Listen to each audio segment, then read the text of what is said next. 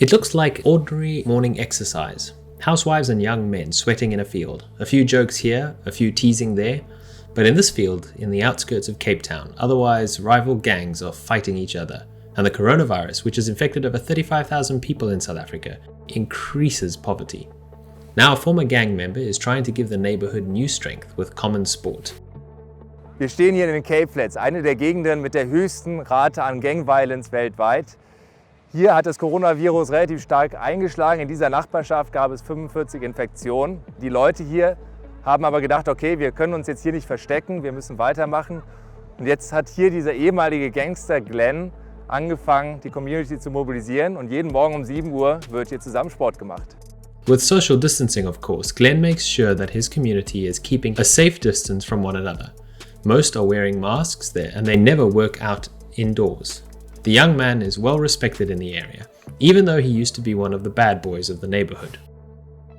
This whole community, they all know my story. I was totally bad. I was totally bad. I was no good example. But today I'm a good example, you know.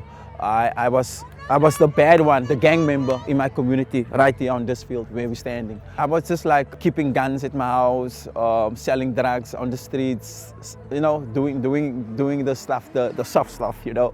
But yeah, that was my role in the gang, you know, for quite some time. I think you were still a teenager. What turned you around? What made you change? I had a son.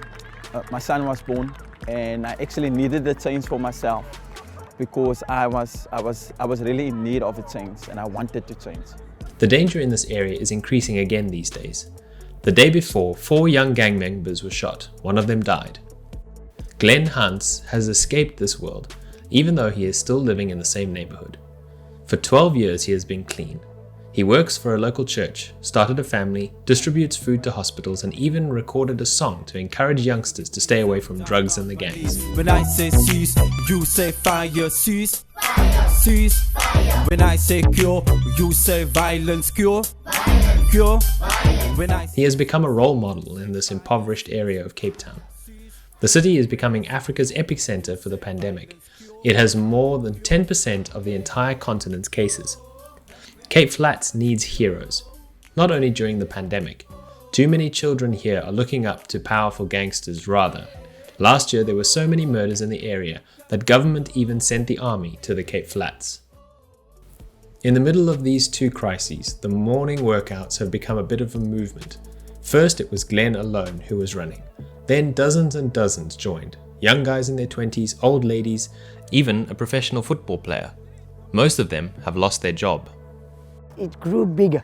Our football was on the field. Glenn is getting more of the women in. We're not safe, but we pray and we believe in faith in God that He keeps us safe. So this is our thing here, our football, running, sports activities is keeping us alive for not being drowned in that category of gang violence. Because Glenn was so near and becoming a death point or a life point, you know what I mean?